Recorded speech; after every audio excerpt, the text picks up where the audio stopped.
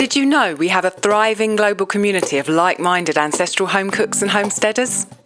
Every day on our Discord forum, we are discussing what we're cooking, what we're growing, what we're thinking about, what our latest struggles are, and supporting each other to fully embrace this beautiful lifestyle.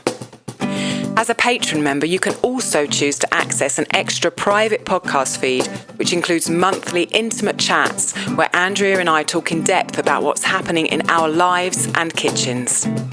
There are over 90 recordings waiting for you there right now. In addition, we've got a massive collection of inspiring and helpful downloads for you, including many recipes and videos. And once a month, you'll get to visit with myself, Andrea, and the community as we come together live and in person. Visit ancestralkitchenpodcast.com for all the details on how to join us. Come be part of our world and change yours. How to prepare for times of illness in your home.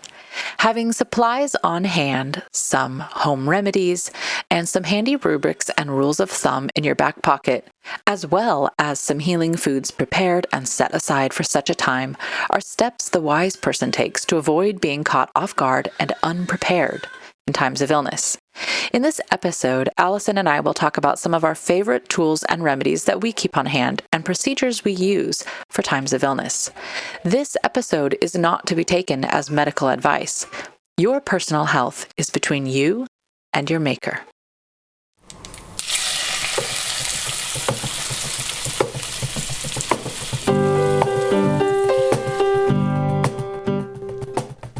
Welcome to the Ancestral Kitchen Podcast. I'm Alison, a European town dweller living in England. And I'm Andrea, living on a family farm in Northwest Washington State, USA. Pull up a chair at the table and join us as we talk about eating, cooking, and living with ancestral food wisdom in a modern world kitchen.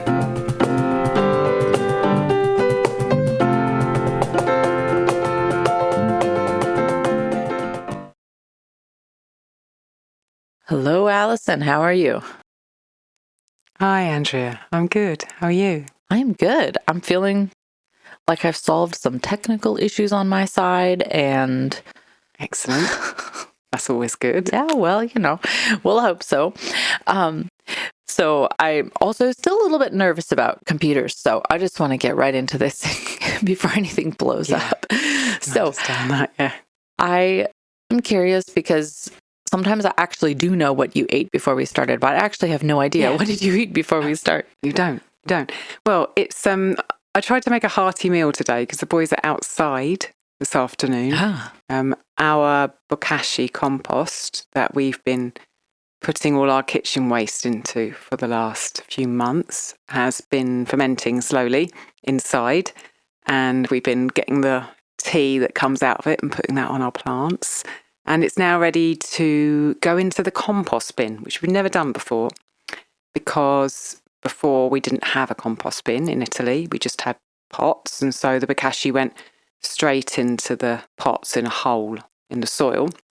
But here in this garden now in England, we have two big compost bins at the back of the garden, which have existing kind of compost in.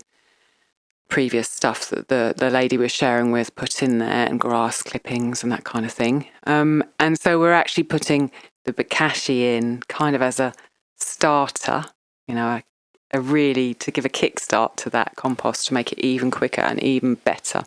So Rob and Gable are outside. It's quite blustery, taking the lids off the compost bin and putting all the bokashi in and forking it through and cleaning the things. And so I wanted to give them quite a hearty meal to kind of keep them sustained this afternoon. So, as I think we mentioned on the last episode, when my slow cooker blew up, I bought an Instapot, and I'm slowly getting into the world of pressure cooking, having never pressure cooked before. But today, I defaulted to my slow cooker method because, of course, the Instapot's a slow cooker as well. And I was up stupidly early this morning, like nearly 4:00. And I thought, you know what, I'm just going to get lunch ready. So I chopped just over half a Savoy cabbage, beautiful Savoy cabbages at the market, an onion and a half, and I put that into the Instapot. And then we have these amazing sausages from a seller at the market who is certified organic and local. And the sausages don't have any breadcrumbs in. Because the English tradition for sausages is to put breadcrumbs in. On the continent, obviously where we were living, they don't. French sausages and Italian sausages don't have any what people call rusk in. Do American sausages have breadcrumbs or rusk in them? I don't know. Oh, well, I know meatballs do. Just kind of what I was thinking of when you said that, but I don't know that there is an American sausage other than hot dogs. We just have that's why they were German called Italian sausages and Polish sausages. Yeah. So these usually when you go to the supermarket, just say a bad word for a moment then. Don't swear on air, Alison. All the sausages have rusk in them.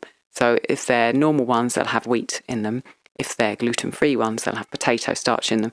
So neither of those work in our family because Rob doesn't eat wheat and Gabriel doesn't eat potato. So sausages, just mainstream sausages, are a no-go for us, clearly. But these sausages that the farmer makes at the market are just meat and a few spices, so salt, pepper, I think. Maybe that's it. So they're like kind of what I would consider a continental sausage, a French or an Italian sausage. And they're really big. They're not kind of, just a little sausage. They're huge. And so after I'd put the cabbage, this lovely Savoy cabbage and the onions in the pot, I just put the sausages on the top, put a little bit of water in it, put it on slow cook and left it in the morning. And then when we were ready to eat, we cut some rye sourdough. I'm back eating gluten again now. So we all just cut some slices and put them in the middle of the table with some butter. And we had absolutely delicious. It's such a simple meal. If listeners haven't cooked it, I just recommend just some Savoy cabbage and onion, sausages on the top, and a bit of liquid. It is absolutely delicious. So they all had that. Gabriel and Rob had that, and I had some as well. And then it was so satisfying, so delicious, and lots of nice veg and lovely rye bread. Really, really good. That sounds perfect. Just before we finish on the bokashi, what I forgot to say was that, and we have an episode on bokashi, so if you go back in our annals, I think it's 40 something possibly, you will find an episode which is about fermenting waste in your kitchen, I think we called it, and that's what bokashi does. There's an activator in there which is lactobacillus, and it basically ferments your kitchen waste, whether it be cooked kitchen waste, raw kitchen waste, small bones, cheese, citrus peels, all the things you're not sure about, they can all go in there. And then it sits and ferments, and you can put it either in your ground or, as the boys are doing this afternoon, into the compost bin. We have a 10% discount, which is for listeners, for one supplier in the US and another supplier in the UK, both of which are in the show notes. So if you're curious, have a listen to that episode. And if you want to get hold of some kit, then take advantage of our 10% discount. Yeah. Okay, what did you eat, Andrea? That was long. Sorry. But no, that was interesting though. And the bokashi is a fun tool that actually I think I'm going to get to use more of now, because we really just have old layers right now as far as hens go. And so Gary was saying, maybe before we go into winter, we should, butcher them, put them in the freezer, and then kind of start fresh in the spring. Yeah, that's a good idea. And so then I was like, thinking to myself, well, then I can use the bokashi, because right now they get all the scraps, but I do have the bokashi, and I'm excited to use that. So that'll be fun. What did I eat? Well, last night. What did you eat? Yeah. Last night we had leftovers from, I guess this might sound a little strange if you're hearing this in January, but I am recording this in December. And so we had leftovers from our St. Lucia Day dinner, and I put pictures and recipe links to this all in Discord, and I could put the recipe links in the show notes also. But my niece's name is Lucia, so of course we have to celebrate St. Lucia Day, and she has the candle crown and everything. And so we got together after church, and we kind of divided the meal up between us adults. So my sister made Swedish meatballs with gravy, and my brother-in-law, her husband, made the St. Lucia buns, and I made roasted root and winter veggies, and I brought blackcurrant jelly that we made over the summer, because if you don't live where lingonberries are, then it's kind of a good substitute, kind of like tart and dark black looking jelly. And I made peppercacker cookies, and that recipe came from Justine, who's one of our patrons, and she posted it when we were talking about Christmas recipes last year. Yeah, I remember. Yeah, so that's also in the Discord. And so we basically, it took us from whenever we started eating after church until evening to finish eating everything. And my sister also made mulled wine, and she made mulled cider for the kids. And it was really fun. We played Settlers of Catan and mostly just sat and talked and talked. Sounds really relaxing. Yeah, it was really good. And yeah, it was a good time. So anyways, I had a little bit of those leftovers for dinner last night. Oh, she served the noodles, or my goodness, the meatballs over rice instead of noodles. Okay. So yeah. Anyways, that was my dinner, and it was delicious. Delicious. None of that is going in the bokashi. Yeah, all of it's in your tummy. Yeah. Yeah.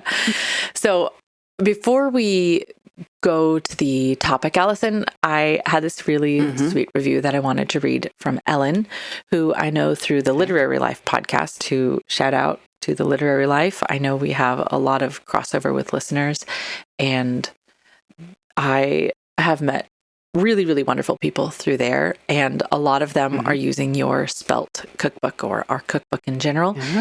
And Ellen said this about your book. She said, "This is my third day in a row baking a spelt sourdough loaf from Alan's recipe. It's so good.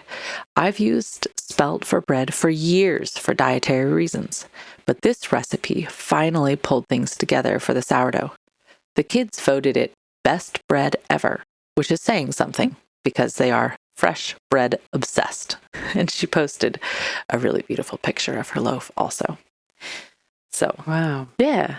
Thank you, Ellen. Yes, that is your spelt sourdough book, which I just think is brilliant. And that is in the show notes if anybody wants to see what Ellen's talking about.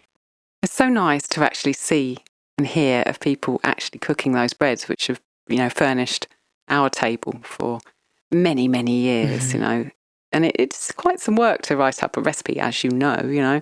Think, I actually have to measure things and think about the layout, especially for breads, because it's like some of them you've got 2 days involved, the timings, and trying to figure out which tins, etc. And it's so nice to see that kind of rewarded when I see people baking the breads and loving them, like Ellen. So thank you, Ellen. Yes, and the book is very thorough. You alluded to the times, and you do have actual sample schedules in there of what it might look like. Start this on a Sunday in the evening or whatever. You have schedules of what it might look like to make the bread. Yeah. And I know that sometimes it is frustrating for people coming into ancestral food when Alison and I are like, you just do what's around you and see what feels good. They're like, yes, but just tell me what to do. So that's the spelt book for you. It will tell you what to do. And you do still have to be aware because, your spelt berries may be fresh or maybe already milled or maybe the day is more humid or your house is more warm. Grown in a different place. Yes, but you have very precise instructions, and then somebody would know what to be aware of in their space based on reading that book. So I think for a bread beginner, if you've never made bread before, the spelt book would be a good place to start. It's very thorough. Yeah. Thank you. I kind of designed it like that, trying to make sure that no matter if someone was a kind of proficient baker or a beginner baker, they could dive into it and get a lot of use from it. Okay, what are we talking about today? Well, this is one we have been asked about a lot. And again, shout out to the Literary Life and all the wonderful folks over there. We discussed this in a group of us in the Literary Life. And also we discussed it with a group of us from our podcast. And I started taking notes because I started realizing it would make a really good episode. It was just a question that I had on my mind, which was, what does everybody keep on hand or have in their space for general health care or dealing with when you get sick? Because often in our world, Alison, by the time you are sick or know you're sick, it's sometimes too late to go and try to find, you're not just buying medication. You may need something that fermented for 3 weeks or 6 months to already be on hand in your house. And so it's nice to know what you need before you're ever sick. Then if somebody in your house does get sick, you're already prepared with the things you need in hand. And I wanted to actually introduce this with reading a short paragraph from a blog post that Rebecca, who's a patron of our podcast, sent to me when I had a very intense sickness during my pregnancy. And Alison, this post gave me a really great kind of a basis for everything that I'm about to say that we do in the following episode. Okay. So, the link to this original post is in the show notes. It's from bewellclinic.net. And the women who wrote the articles here, they are ancestral food and GAPS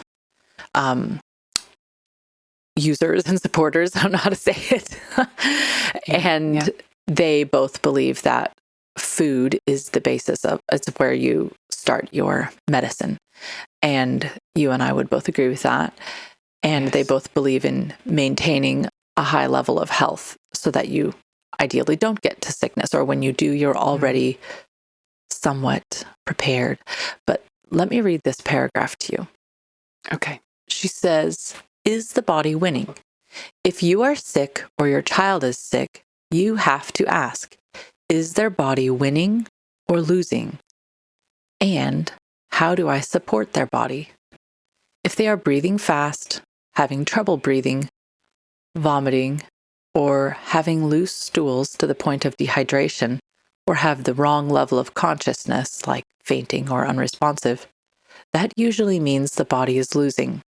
Our culture is not taught this differentiation, so we can get very scared about certain symptoms even when the body is not losing.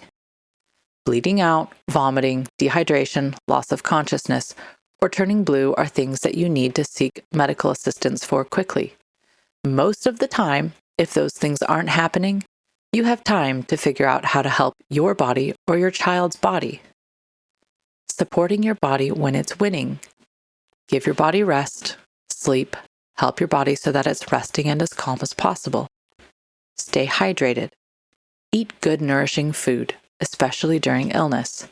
No sugar, low carbohydrate foods, meat stock, and soup. She's not saying no meat stock. She's saying eat meat, stock, and soup. It is okay if we eat less when we're ill, even for kids. It's often good to rest the digestive system. Your body will tell you what to do. If the body is winning, it's going to do very active things like make a fever, produce mucus, or have a rash. Getting stuff out and moving it around is all good. So, Alison, based on that, I'm going to then jump into a couple lists of things that we have on hand to support the body when it is winning. And I've divided it into first the tools, so like hard tools that we have on hand. And then the next section will be therapies, things that are maybe more what might be considered, herbal type things that you could take to give yourself an extra boost. And then the last section will be healing foods. Okay.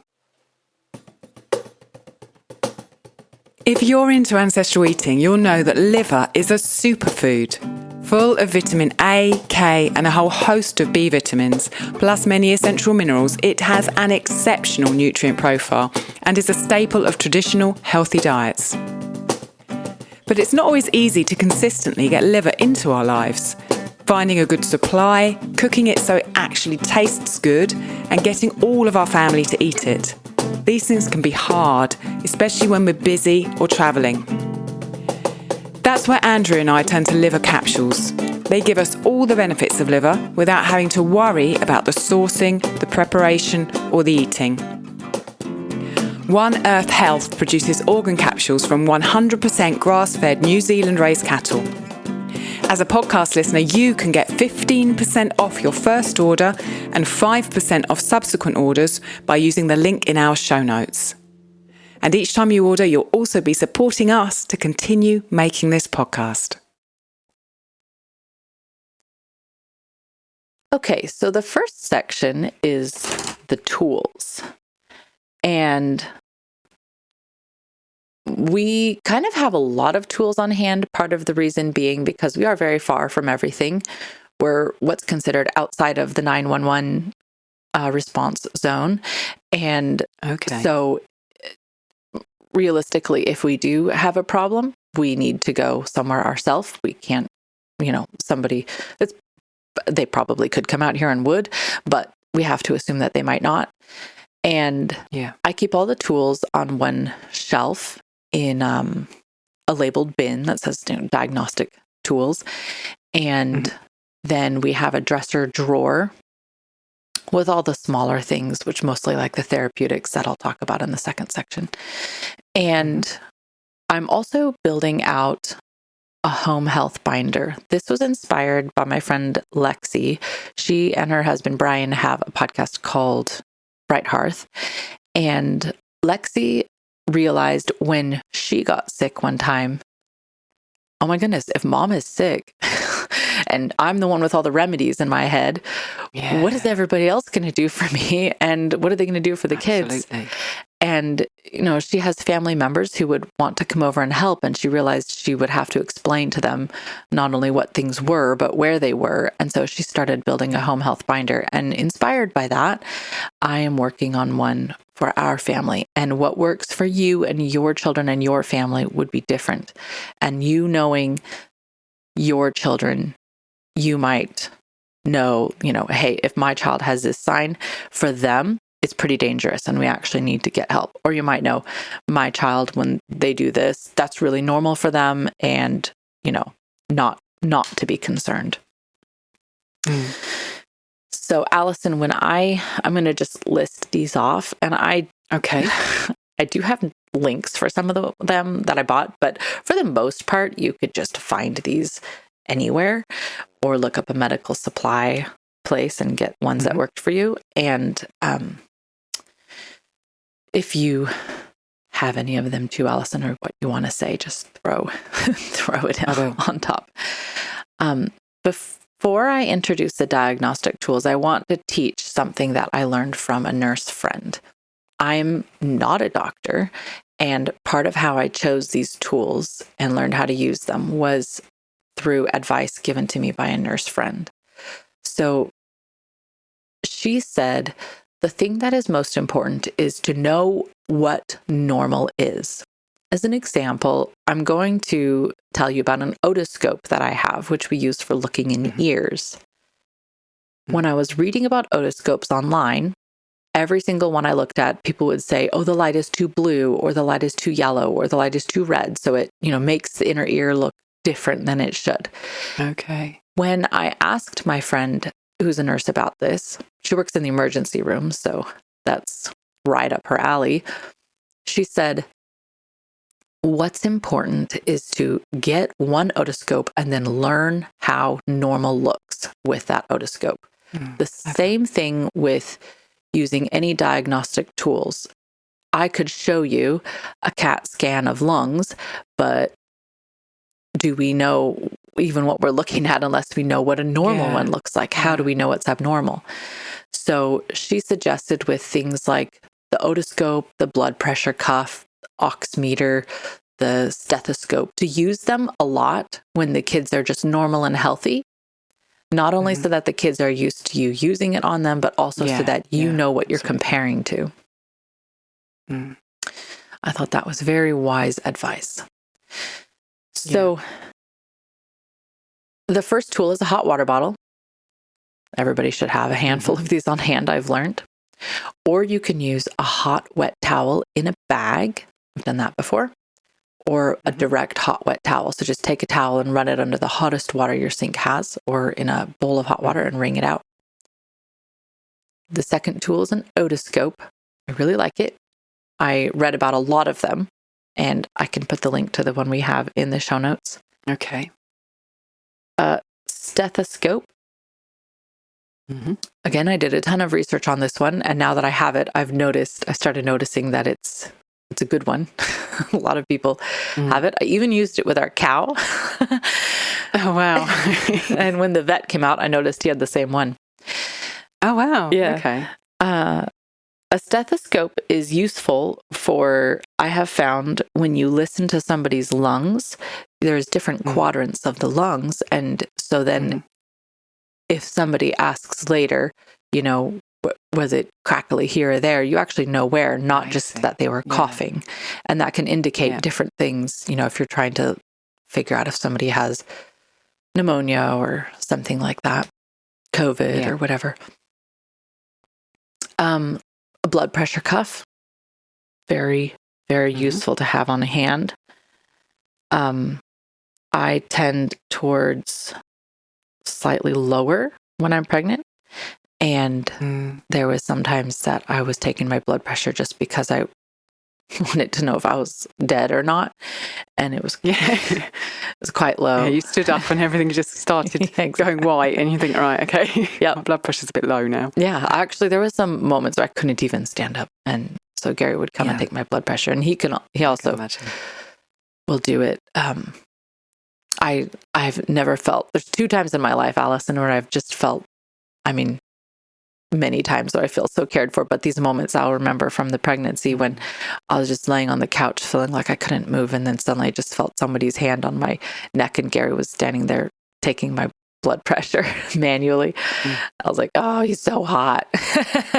And then another time when I was in the chair, this was right after I had emailed you, I think, and I was like in this chair and I was beyond sick. And then I sort of came into consciousness, and Gary was kneeling at my feet and massaging my feet with magnesium oil and essential oils. And I was like, I'm so glad I married this man. Yeah. But a blood pressure cuff is good to have on hand. Take note that the wrist ones are very unreliable. They are cheaper, but they're worthless. So they're too expensive. An oximeter is good to have. This is a tool What's that do? So this measures the oxygen levels and your heart rate at the same time. And you can get them and use them on babies and children as well. It just clips onto your finger, and somebody can be asleep and it doesn't wake them up. It's a really nice little tool to have. And again, use it during normal times so this is what their heart rate normally is. And then if you take it and you're like, oh my goodness, this is way higher than normal, then you would actually be aware of it. And I think we've had this from all these tools I've said. I think we've had at least 7 years, and they're, it's not, I don't use them every day like somebody would in an emergency room, but they do get used, and they are all going strong. A blood sugar tester is useful. Obviously, if you have known blood sugar issues in the house, you already have one. But this is a useful tool if you just want to do some periodic testing and know. Because we did learn some things like, oh, when this person in the house behaves like this, their blood sugar has tanked. Yeah. And some people might even need to, eat a higher protein and carb type meal right before, or not meal, but a little dish right before bed in order, for their blood sugar to maintain. I think, if we're dealing with mood issues or fatigue issues, a blood sugar tester is invaluable. because you just get to actually see what the food that you're eating does immediately. There's the figures. Just, I think, I've used one several times on and off in my life, and to understand and see those figures and to realise the link to food, and particularly, if you're finding you're down or you're acting hyper, or if you have other problems that you think might be associated with sugar, it's a very, very useful tool, definitely. I agree. The next tool is something that we only added last winter, and I had just a regular bin for this before, but we have a foot bath. So one thing that we've learned is that a lot of toxins, or whatever you want to say, can leave your body through your feet. And a simple remedy that Gary uses a lot, if a kid is saying, oh, I don't feel so good or whatever, he'll say, why don't we just give you a foot bath? And so he'll put hot water in the foot bath, and then he mixes Epsom salts with some essential oils. And that, not only are the Epsom salts good because there's magnesium, and 99% of our problems come from not having enough magnesium, right? But then that keeps the oils from just floating on top of the water, and it distributes them throughout the water. So he'll put the salt. That trick has helped me immensely, because I put magnesium salts in my bath always. Good. And I put oils in, and just dropping the oils into the salts before they go in the bath has made a big difference.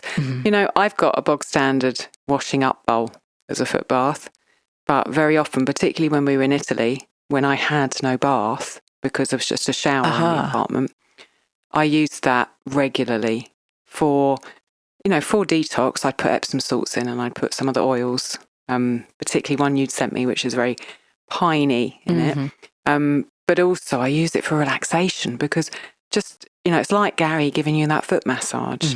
Having your feet in warm water just kind of clears the decks, all the clouds go away for a little while. Yep. And so it's not only a great tool to have when you're detoxing, but also just a good thing to have around and to remember to do on a regular basis, I think. I agree. And the one that we have now, I got for Gary as his Christmas gift last year. And so it kind of actually churns the water around. And so that's kind of fun. The kids really like that. Yeah, I bet. You can imagine if you put one in front of Gabriel, how much. Yeah, no, he's already with the washing up bucket thing. He's like, Mum, I want to do my feet. I'm like, oh, yeah, okay. Let me do mine first. And then he gets the leftover water to put his feet in. Yeah. Oh, it's so true. Another tool that we have, which was Gary's Christmas present probably 3 years ago, I'm realizing as I look at this that Gary gets medical devices for Christmas, is a massage gun. And this was something he and I had learned about when, we were seeing this massage therapist for sports recovery type stuff. And she was using that as sort of a device like that on our back, and we're like, what is that? That's really cool. And she said, you can buy one and use it at home. And then some of the fitness circles that Gary was working in, people were using it for deep tissue work. And one thing that we do with the massage gun is we'll apply essential oils first, and then the massage gun kind of helps drive them deep into your muscle tissue. And that's a fun tool, but also really great when the kids have, for one, if there's a cough, then having something like that. I've also heard of people using toothbrushes, like electric toothbrushes, and pressing it up against the kid's back behind their lungs. But that can help, the vibration of that tool can help break up mucus that's not shifting in the lungs, and then they can cough it out. So you could pair that with some of the things we'll mention, like the steam, for instance. Yeah. And then this was another Christmas present for Gary, heated back massager. And I don't know, he's always doing really physical things, like pulling trees out of the woods or something. And so then I guess the faster we can get him back out there, the more he can get done. Yeah, exactly. So, get back to work. This is for your own good. So we got him, the kids and I got him a heated back massager, which is kind of like a thing you can like put over your back and lean back against a chair in, and it kind of works. It's not really I want to come to your house. I don't want to be ill, but I just want to come to your house and use all these things. So can I have the back massager and my feet in the bath, as well as someone massaging my arms with the gun, please? He pretty much did that when I was pregnant. He was like, put this on. He had me swathed in blankets because, as we'll talk about later, keeping the torso warm is a big key for health. But he'd put the back massager on me and stick my feet in the bath and be turning on 17 diffusers, and he's like, I'll be healthy. Yeah. Okay, so something I don't have, but I have been hearing from moms who have dealt with pneumonia is an incentive spirometer. Not sure how to say it. Yeah. This is used with pneumonia, and I looked it up to find out what it was, and I have seen these used actually when I visited people in the hospital, and it's something that they'll use for basically a breathing therapy. I believe if you could use it correctly, you could use Wim Hof breathing or some different pranayamas like Nadi Shodhana or Ujjayi to get a similar exercise effect for your lungs. That's just from looking at it from the outside. I have no actual technical knowledge to say that. A hot bath with, or a shower with steam and essential oils can do a lot also. And a thermometer. You put that on the list, Alison, and I realized I never even put thermometer on this list. I'm going back to basics. Yeah. We have an armpit thermometer.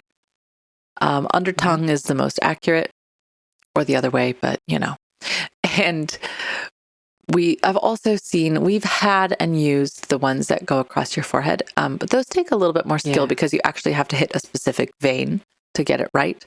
I've never really been able to get those to work. Yeah, they give them for children because who wants to try to get a kid to put a thermometer under its tongue?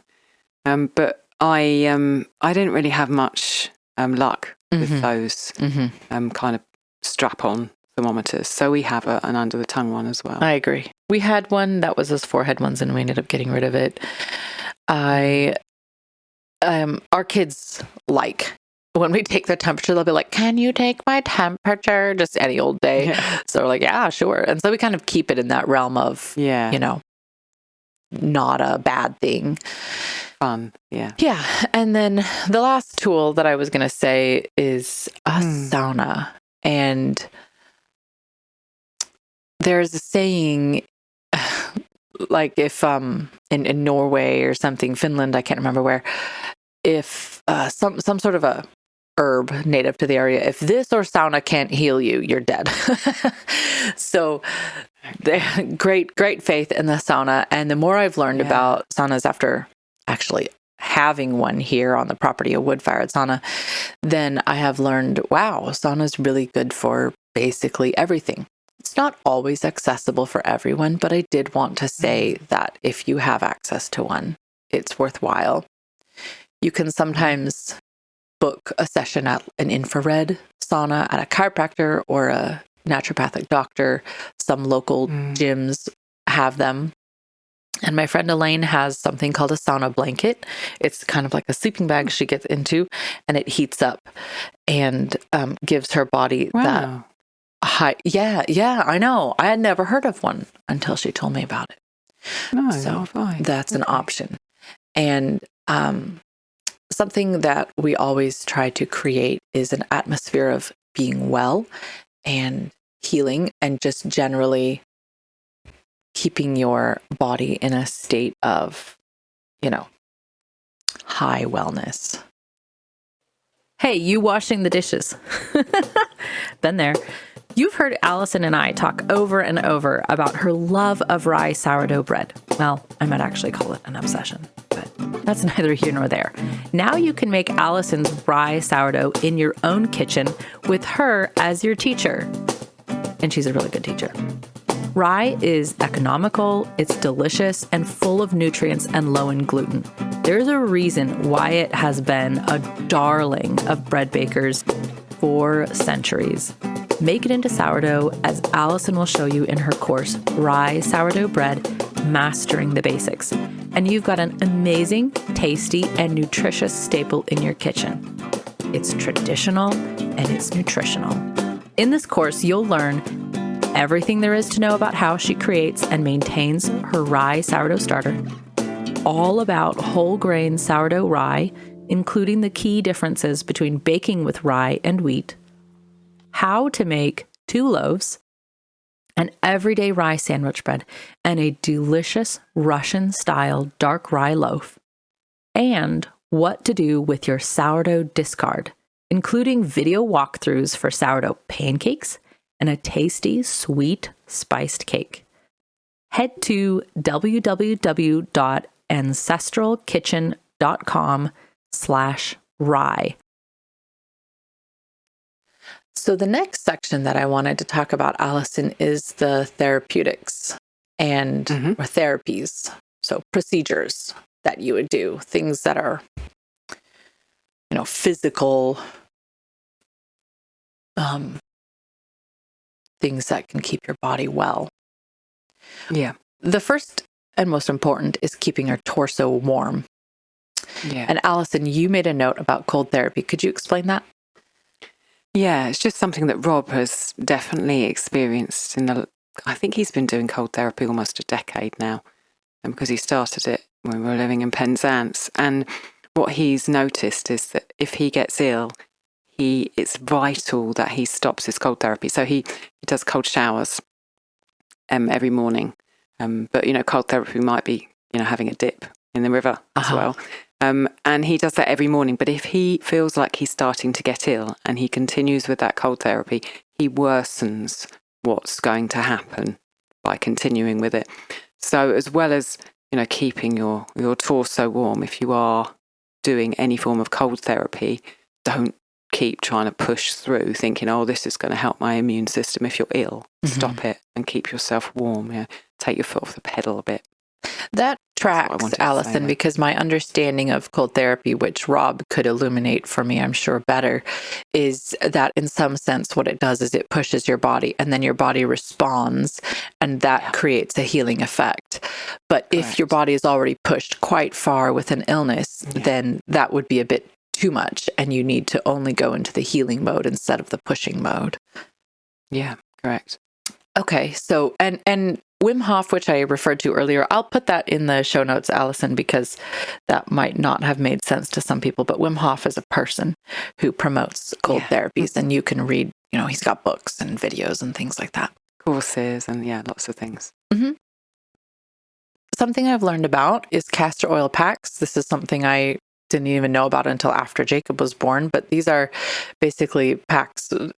You can put castor oil over, on a cloth or something, and then put it over your kidney or your liver. And then you could put a hot compress on top. Alison, you can buy kits for this. I didn't know that was a thing you could buy a kit for, but I think if you just look up how a castor oil pack works, save your money for just buying castor oil, and you've got paper towels and things in your house. That's all you need. Yeah, exactly. It's for helping to pull things out of your liver or kidney that shouldn't be there. So you can also use essential oils in a similar manner. You can put them on your skin over kidney or liver, or put them on a cloth if you wanted, and then put a hot compress on top of that. Heat tends to drive things deeper into our tissues, and so that's why the heat for that. You can also... Could you put those packs or oil packs like that in other parts of your body, or is it just on those organs that you mentioned? I mean, say like you've got some problem with your leg, or people work with the feet and they put onions on the feet or garlic in the sock. Could you put those packs on other parts? Have you ever done that? Yes, you can, and I have. It's very effective actually to use it topically, and even if you're into acupressure or things like that, you can.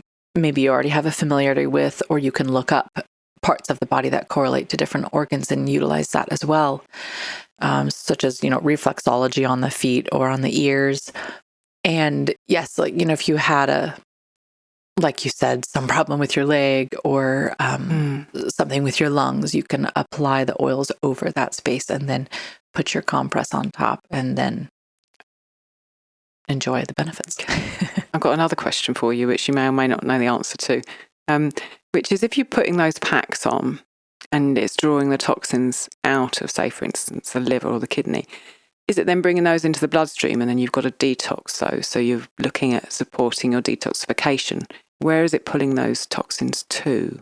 Do you know? Well, that I couldn't tell you for sure, other than theories that I have, but I would say my inclination would be to say it's going to move out through your bloodstream or your digestive system. And I think that's why the hydration aspect, which we will touch on in the healing food, is really important when you are going through a sickness, because if your body is winning, then it is getting rid of things. And it is getting rid of things that's coming out through sweat, which sometimes does. It's coming out through, going to the bathroom, or sometimes even purging through throwing up. That's not always bad. And it can come out through mucus. And as she alluded to in the beginning of this episode, the quote I read, it could come out through rashes. And so keeping those things all moving through is important. And what's interesting to me is that what a lot of medications that are sold for sicknesses do is they actually suppress those procedures. So they suppress the way your body expels the toxins, and that's what we would call the symptoms. And so you can get on with life and carry on going to the office. So you can look normal without, mucus coming out of your body. And you can keep working. And what we know about the body is that the body is really, really efficient and works very, very well if you empower it or leave it alone, either one. And there's strange stories of people who, Gary Young, for instance, he tried to starve himself to death when he first had a, logging accident and was told he would be paralyzed for life. And that actually aided in his recovery. And other people who, there's, I think it was talked about in the Discord that there was this medication that they were like, wow, it's basically cocaine and, what was it? A sedative, it basically knocks you out. And, it was the knocking out and the resting actually that was more healing than the cocaine, lest anyone think we are recommending that. So sometimes just getting out of the way and letting the symptoms exist and supporting them and promoting them is what you need to do. I feel like this is the huge thing that our society just does not understand about illness, that symptoms are there for a reason. It's your body and the wisdom of your body knowing what it needs to do in order to restore homeostasis. And, sometimes, as you've already talked about, those symptoms are difficult and they need perhaps attention that you can't give them within your house, and judging when to make that call is something that, particularly with kids, is difficult and we learn over time. But generally, the symptoms that we have from illnesses are our body trying to heal. And as you talked about, medicines that you can buy just suppress those symptoms so we can get on. But what they do at the same time is, in the getting on, we're avoiding the thing that we need to do, which is rest. Because our body is taking a lot of its energy to do these things, like produce mucus, like give us a cough, like give us a fever. It's using its energy to do that, to try and remove things from our body. And if we don't rest, then it cannot do that effectively. And, before I met Rob, I was much more mainstream than I am now. And, I grew up in a household where when you were ill, you medicated. When you had a headache, you took a tablet. When you had a cold, you took things to stop things coming out of your nose. And as I sort of carried on my health journey and started questioning things, and I met Rob, he really pushed home to me this idea of rest when you're ill, and how I would just want to keep on going, I've got to do this, I've got to do this, I've got to do this. And it's only from him forcing me to rest, doing kind of the same things that Gary's done for you, making sure he's paying attention to me. So I'm there and I'm got my feet in a bath, or I'm there on the sofa with a cup of tea. He's shown me that when you rest, it makes a huge difference to how you recover. Sometimes our body doesn't give us a choice. We're so ill that we can't get out of bed sometimes, or we can only just drag ourselves to the sofa. That's kind of for a reason. But otherwise, resting, when we have the choice to rest, will help our body in any situation where we are under the weather. And I feel like our society has just completely forgotten that. And we already glorify being busy, and it extends into the kind of fighting illnesses. Now we have to give our money to a pharmaceutical company rather than sit and rest. And I also feel like resting is very hard. It's very hard to rest in our modern world. So we could be sitting in bed, but we could have television on or the radio on, or we've got our phone with us, of course. And, we're scrolling, we're texting people, we're messaging people. We've got all of these things that can distract us whilst we're in bed. I remember when I was a kid, I had a PlayStation. And when I was ill, I used to sit in bed and play PlayStation. And that's not resting. Resting is resting your body, but it's also resting your mind. It's resting every process in your body. Ideally sleeping. And it's hard to do that. It's so hard to rest because there are always things that need doing. Yep. And there are always people calling on us, particularly, as parents, always people we're looking after. We're part of families and communities. It's really hard to say, no, I can't. I need to rest. And it's really hard once we are resting in bed to not have a phone and not have the TV on. But I feel like, our bodies know what to do. And like you said earlier, if we get out of the way of them, we give them the best chance to do what they know how to do and get better.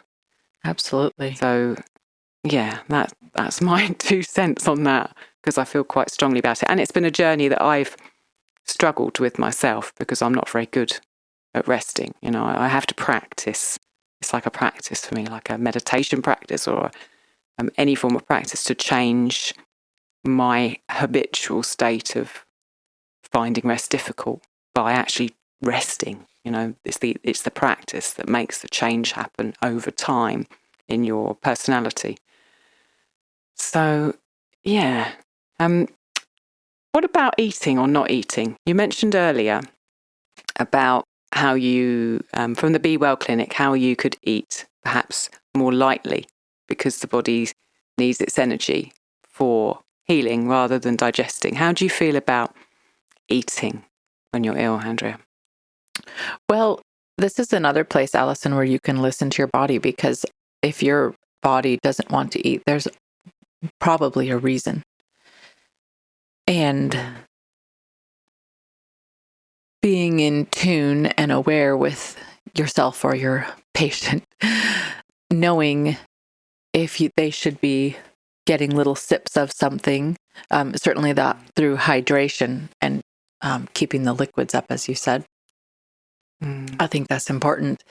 And when I was at my lowest with the pregnancy, then Gary and Hannah were force feeding me teaspoons of broth that Hannah had mixed in, when the broth wasn't quite hot, she put in kraut juice. So I was kind of getting some probiotics. I was getting some protein, a little bit of fat, and all the healing benefits of broth, but I really wasn't able to eat anything. And so they just sort of kept those liquids, nourishing liquids coming at me. I feel just you saying that reminds me of just after we moved to Italy, Gabriel got food poisoning. Oh. He was 5 at the time, and it was an awful bout of food poisoning. Oh my goodness. very, very bad. And I don't know whether I've talked about this on the podcast or not before. Rob and I were several times during the whole escapade questioning whether we should be taking him to hospital because he was really very ill. And we went to broth and were feeding him, spoons of broth. And after a day, I think it was clear he was just throwing that up. It was every 15 minutes, I think. And so we just switched to water because he just needed to be hydrated at that point in the easiest way we could think of doing that. And so we had an alarm on for every 5 minutes. And I had a little cup of water by me, and he was on the sofa with me, and a teaspoon. And literally every 5 minutes, I would feed him 1 teaspoon of water. We did that for hours and hours and hours, just kind of waiting. Please don't let him throw this up. Please don't let him throw this up. And it was a lesson in kind of our own kind of parenting and how we wanted to deal with it, but also in a lesson in just minimum, just to keep him hydrated, to get him over the absolute acute phase, that 2 days, I think, when we did that, where his body was obviously really struggling with whatever was in his gut. But with him just still, in my arms on the sofa or in Rob's arms, and with every 5 minutes, 1 teaspoon of water, slowly he recovered, and it took a while. And I remember we introduced food again too early and he was sick, and so we had to go back a bit. It lasted quite a long time and, took all of our energy. But I feel like, talking about whether to eat or not, sometimes it's definitely not right. And sometimes you have to put the real extreme in of, like you're saying, a spoonful of broth or a spoonful of water, even just to keep the body hydrated while you're waiting for healing to happen. Right. And it's not an easy task for anyone who's, caring, or even for yourself. It's difficult to go through that. It was a really difficult couple of days, but vital to just keep that liquid up, definitely. One of the things that isn't on the list here, but I think is worth dropping on the list, is intuition and the fact that your child or yourself, and it isn't always accurate, but you do need to be paying attention to it. And I'm thinking of, my traumatic ear story of last year. And it is the one time in my life that I've conceded to go and get Western medicine help. And all I can say is that it completely failed me, and I was better off sticking with what I was doing myself. And I know that now. I mean, I felt that I knew that, but I thought, maybe this is that one time I need to go get this support. And it was worse. And then I'm thinking of what happened some months after that with a friend. Her child had a severe, like she was not eating, she was not drinking, she was just crying and crying. And they tend, like us, to be very independent in their healthcare, but they decided, this is the time to go in. So they went into the emergency room. And they were told it's an inner ear infection. Her dizziness is, and all of this throwing up is coming from the inner ear infection and everything. And they prescribed a medication, and this family really never uses medication at all, but they decided, this one time it's worth it. And this continued for several months with no help. And I was doing what I could in bringing over broths and things, but the child was refusing everything and just miserable. And they went through, I think, 6 doctors. And then as a naturopathic doctor that said, there is a severe, constipation or impaction that is keeping anything from moving through this child. And that is the root of the problems. And the devastating thing is that the medication that they were being prescribed actually also increases constipation. And what you were going to say. Yeah, you knew it was going to go there. It's just so frustrating because they felt, and the only reason that she ever came to that conclusion was because they kept telling mom, oh, you're just going to have to wait it out. Just going to have to wait it out. And she was like, something is wrong and you're not getting it. And so it was her persistence. But when you talked about, just feeding him the water and things like that, it reminded me that the naturopathic doctor told her sometimes when, there's a really intense illness, the beneficial bacteria in the stomach gets really thrown off, and introducing things like dairy and, harder to digest foods can be too much for the digestive system. And you may need to back off on those things for a while and then slowly bring them back in with fermented forms in order to repopulate the gut, which I thought was really interesting. Yeah. So the last few therapies I'll drop on the table is the steam bowl and towel, which is filling a bowl with really hot water, dropping some oils in it, and throwing a towel over your head and steaming. And yeah, you said keeping feet raised in bed, Alison. You mentioned that. Yeah, that I heard on a Huberman podcast about the immune system and recovering from illness. And just put a towel under your feet when you're in bed, or a towel or a couple of pillows under your feet and keep them higher. And that's helped me. That's a really good tip. And something that I was doing instinctively with the pregnancy, I kept trying to get my feet up. And it's like I could feel that my heart was working too hard. And so if I made it a little bit easier for it to move the blood around my body, it seemed to take some pressure off the situation. Okay, so I'm going to run through this list, Alison, just a couple of things that people can have on hand for taking. Herbal things. And we do have that entire episode on essential oils if people want to listen to, which you can.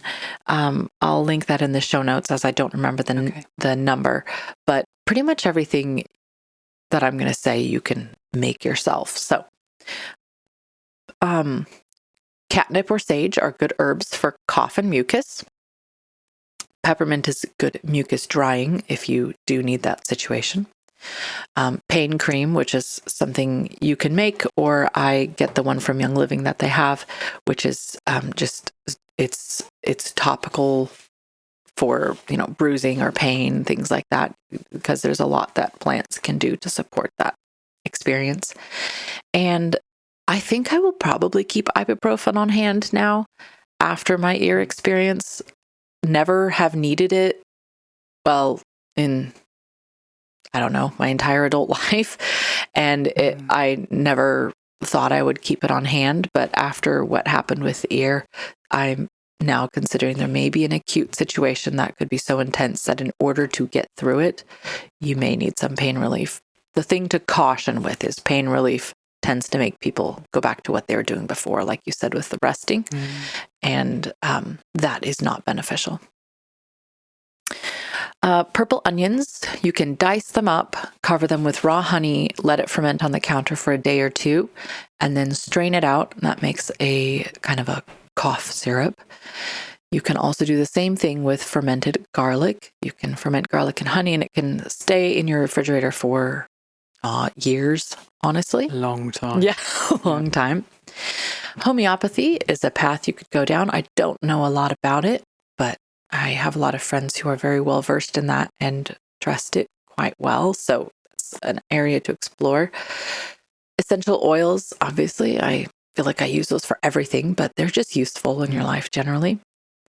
Something I'm familiar with, or not familiar with, but have learned about is Bach flower remedies. And you mentioned the rescue remedy, which I know is kind of the number one, have this on hand for everything. Yeah.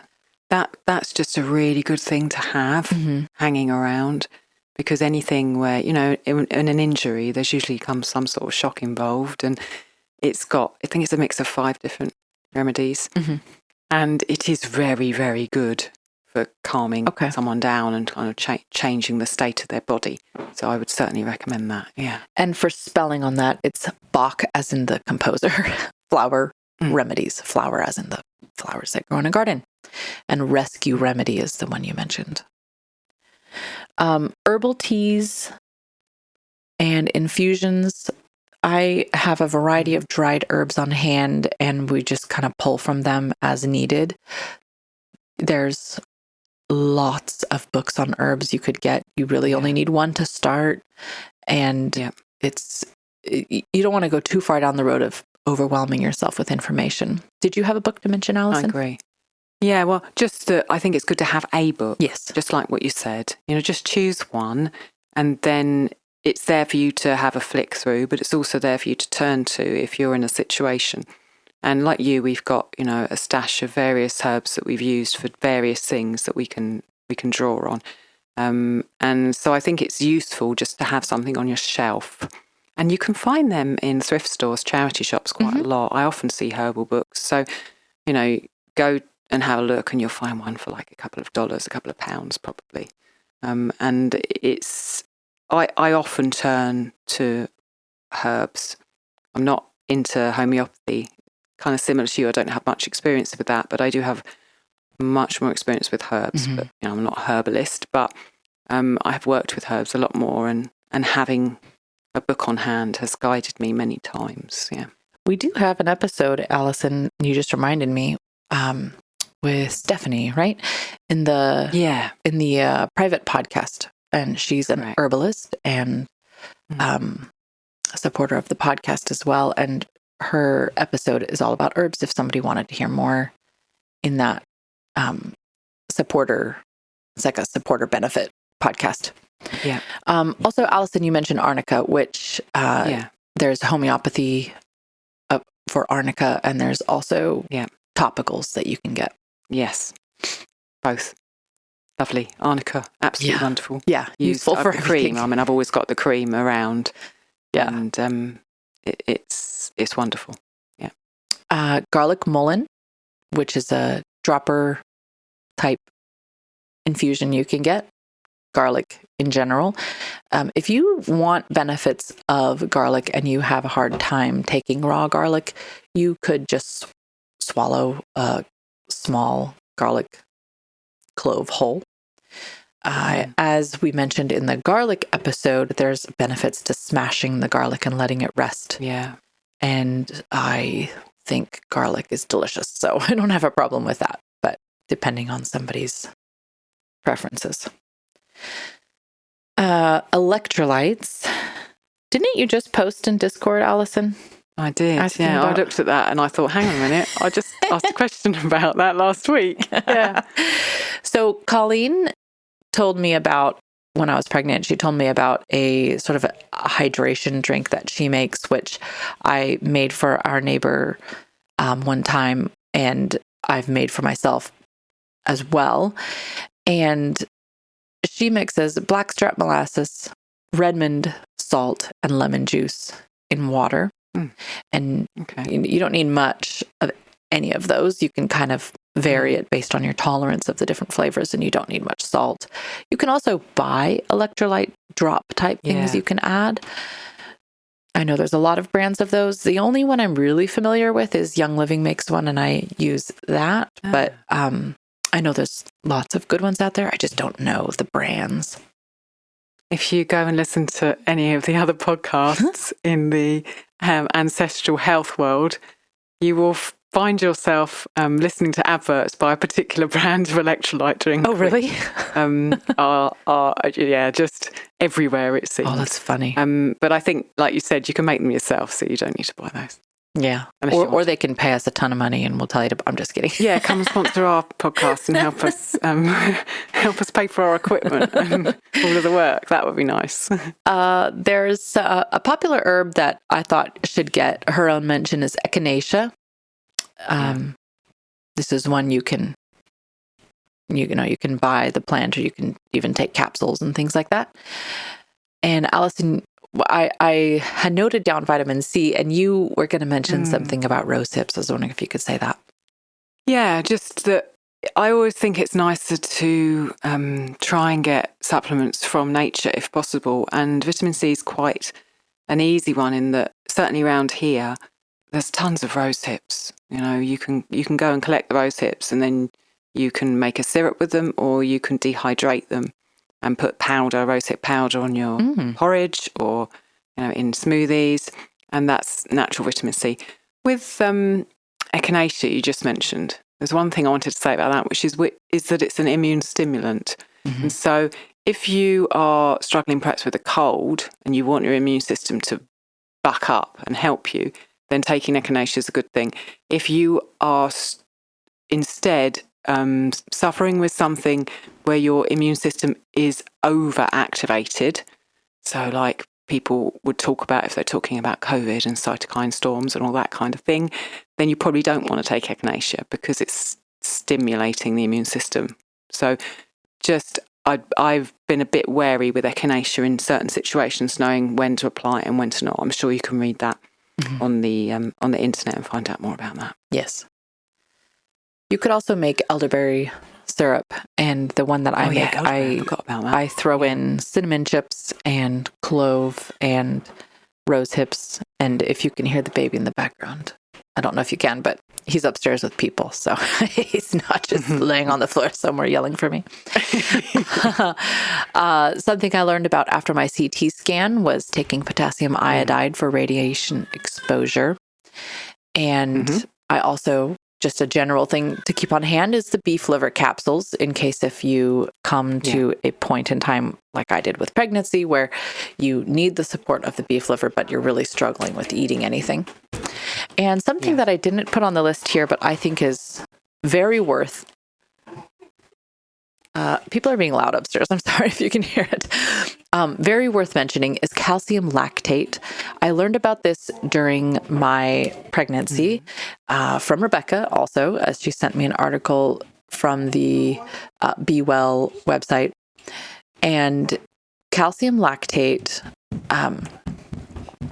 it's a capsule. And I'm going to read a little passage from the blog. She says, and the link to this is again in the show notes. Most of the time, we do recommend using calcium lactate. And this is her saying this. This is not me. I am not giving you medical advice. She said, it often brings the fever down, but does not force it down. If the body wants it high, the fever stays high, even with calcium. The reason we recommend a calcium lactate so often is because most of the time, the hypothalamus has enacted a fever to pull calcium out of the bones, so it can be used in circulation.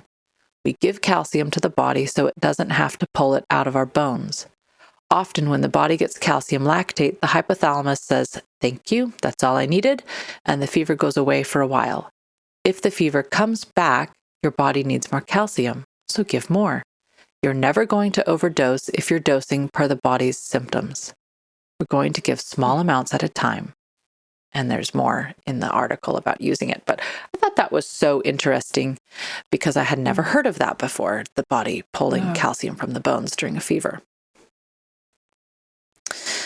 And that is all I have for the therapies, Alison. Next, I want to talk about the nutritionals and healing foods.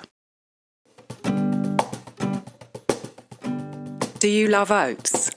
Want to try your hand at a traditional Scottish oat fermentation? Suans is just that. It was made in Scotland for centuries and will give you both a creamy, easy-to-digest porridge and a tangy probiotic drink. My video course, Suans, the Scottish Oat Ferment, over at the Fermentation School, will guide you through everything you need to know to create these two ancestral foods in your own kitchen, no matter what equipment you have. Head to ancestralkitchen.com/Suans, ancestralkitchen.com/Suans,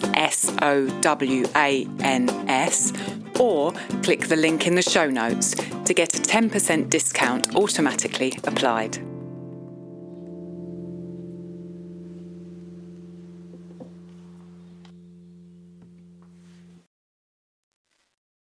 There's a lot of really beneficial foods that you can use, and you and I have talked at length about them. So, Alison, I don't think we need to belabor them here, but I'm going to just list some off, and I will put a couple episodes in the show notes if you wanted more detail about any of these. We really have episodes about pretty much all the things I'm about to say. Onions cooked in lard or butter. This is also from Be Well, and I've got a link for that in the show notes if you want to learn more about what I mean by that. Alkaline and Ningxia Red. Those are two products that I get from Young Living that we've had great success with in normalizing the body's experience. And broth. What were you going to say about the miso on this one, Alison? Yeah, what I wanted to say is sometimes it's perhaps hard for you to get your kids to eat broth, particularly if you haven't been giving it to them when they're not ill.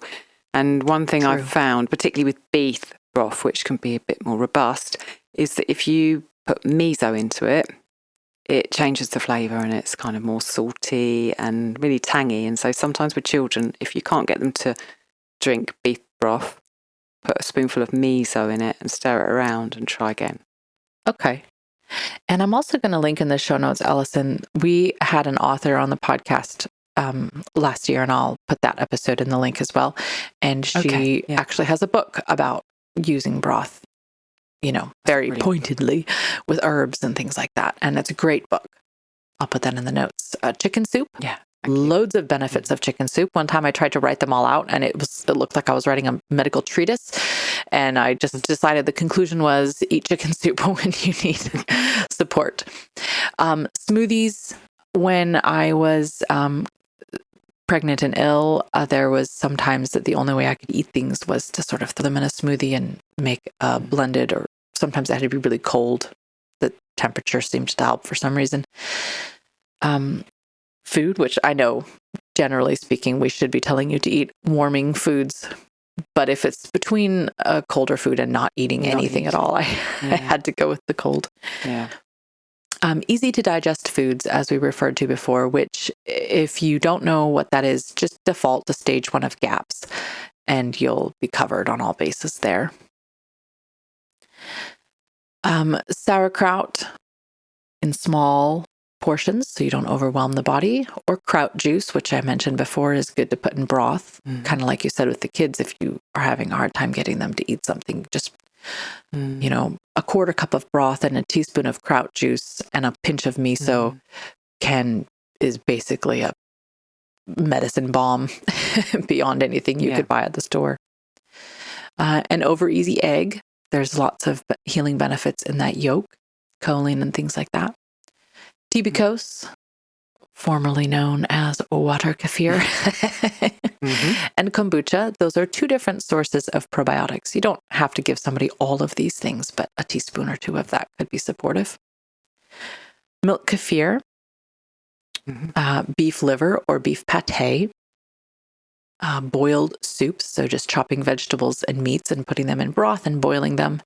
And honey sweetened custard, so just making your regular creme brulee with a little dash of honey to sweeten it, not using regular sugar, and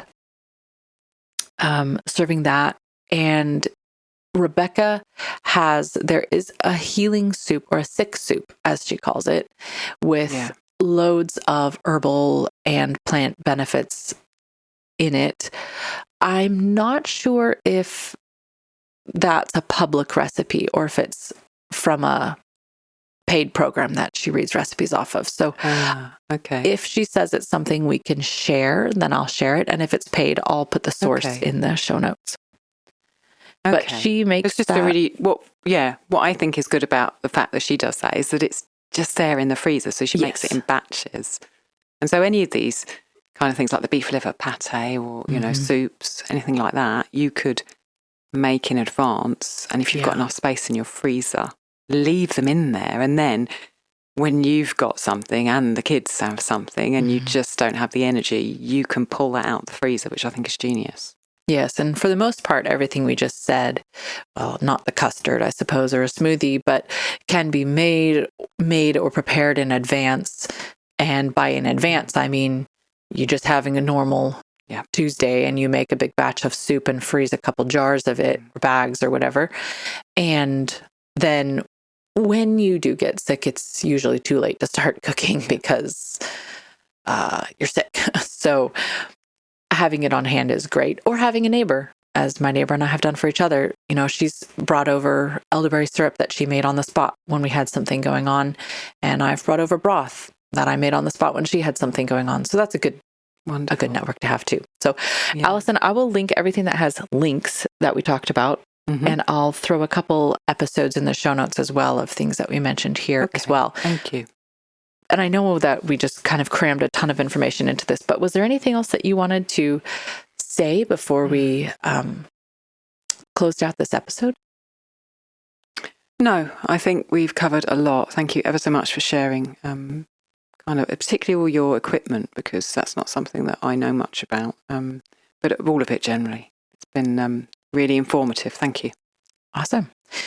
Well, this was fun recording with you, Alison. It's a nice way to kick off the new year with planning to be well and preparing wisely for when things do happen, because the body does, a normal, healthy body will encounter and fight things. So it's good to be prepared for that. So until next time.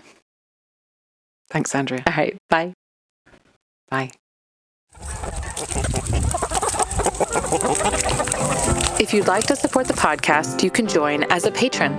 Choose from various levels starting at $5. You can see what we offer at ancestralkitchenpodcast.com. While you're there, check out our favourite books, supplements and kitchenware, or give a one-time donation. Leave us a 5-star review on Apple Podcasts. And if you know someone who would love our show, tell them about us.